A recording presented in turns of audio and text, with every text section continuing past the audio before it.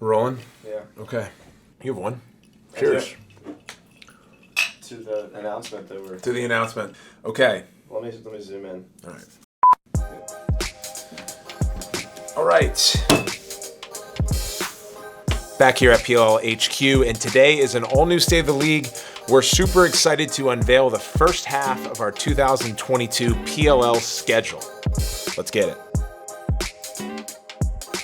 So at the top, many of you know from a couple of State of the Leagues ago when we brought it to this YouTube channel that we announced our 14 weekend footprint. So 10 regular season games, an all-star break, 3 playoff weekends, and that third one is your championship game.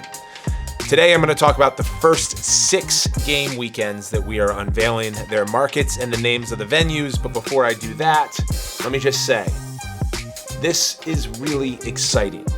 We have a few new venues to announce. Most of them are in the back half, which is going to be another State of the League in early March. But for now, there is a brand new venue that we're going to share with you. But before we even get to that, I want to zoom out and talk a little bit about how we get here. Here's what we think about. Every season, our operations, lacrosse product, and our strategy team get together, and we start with about 120 cities across the US. But since 2018, we've gotten a lot smarter. And we take into account a number of things. The first are lacrosse data points, which I'll share, and the second is PLL data points. So lacrosse data points. We know through our market research we've done internally and externally. We know through US lacrosse data. We know through public and private programs at the youth level. We know through our television partners, network deals, and where each of you are watching lacrosse and where the most dense lacrosse audiences are. So we chop that list of 120 cities down to the 30 most lacrosse populated cities, and then we go from there.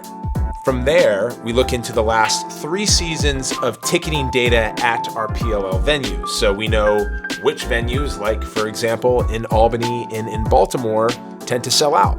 And we also know that which venues our players and our fans really like, because the experience on site, the innovation that a nice venue can bring, and the excitement that our players feel when they're there is really important. So after we gather all that information, we take those list of 30 cities and we boil them down to ultimately 18. And from there we play Tetris. And what I mean by that is there are a number of things out of our control. So we play at an NFL venue like Gillette and an MLS venue like Audi Field. They have their schedules that they book well in advance. So in a lot of cases, we're waiting on the NFL and MLS schedule to unveil itself, as well as NCAA venues like the one in Albany and like the one in Baltimore.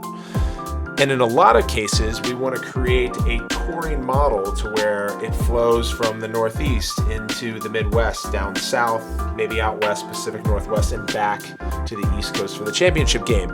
So there's a lot of things that we have to move around between available venues. And when we get to that sweet spot, we're able to finalize the schedule. So in a lot of cases, we have a couple of markets on the outside looking in that in the very last moment may find themselves into this 2022 schedule. So hopefully that makes a little bit of sense. It is a little bit of controlled chaos, but I'd like to think that we get it right. I'm just going to make sure I read this so I get it right for our marketing team. This is our 2022 season ticket structure. All competition weekends this year will be 2 days. And you all know from last year, we had 3 days and there were 2 teams each weekend that played a doubleheader. That's gone. 2 days. So you'll have a doubleheader Friday, doubleheader Saturday, or a doubleheader Saturday, doubleheader Sunday. Safe bet that there's always going to be a game on a Saturday.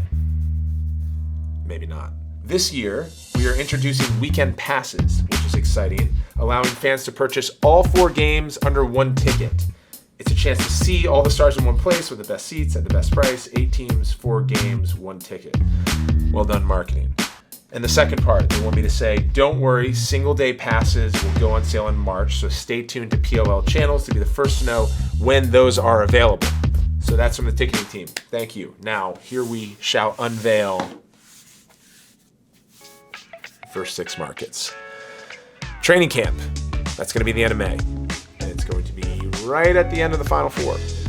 Full week long, where the destination of week 1 will be, and that is at Albany's Tom and Mary Casey Stadium. So training camp in Albany, and then on June 4th will be our PLL opening weekend at Tom and Mary Casey Stadium in Albany, New York, a year-over-year sellout for the PLL. We're starting in New York, baby. Second weekend. This is a new weekend. We're going to be in Charlotte, North Carolina. That's a location that we wanted to go to, especially during 2020 before the pandemic shut us all down.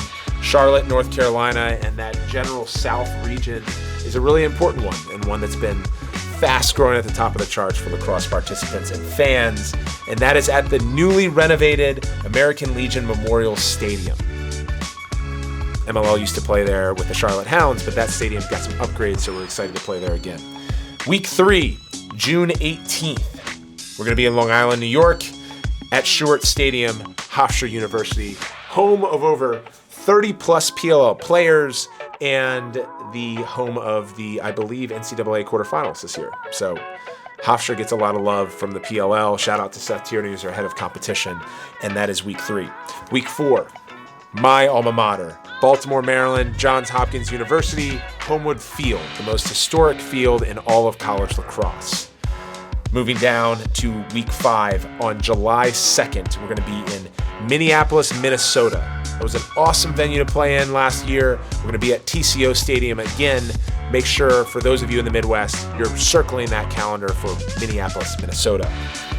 By week 1 thereafter, so that is July 9th. The league takes a week off, and then we head to All-Star Weekend in Boston, Massachusetts, or I should say Foxborough, Massachusetts, at Gillette Stadium. So the premier destination for the PLL in opening weekends 2019 and 2021 is now our premier location for the PLL All-Star Game this July. I'll stop there.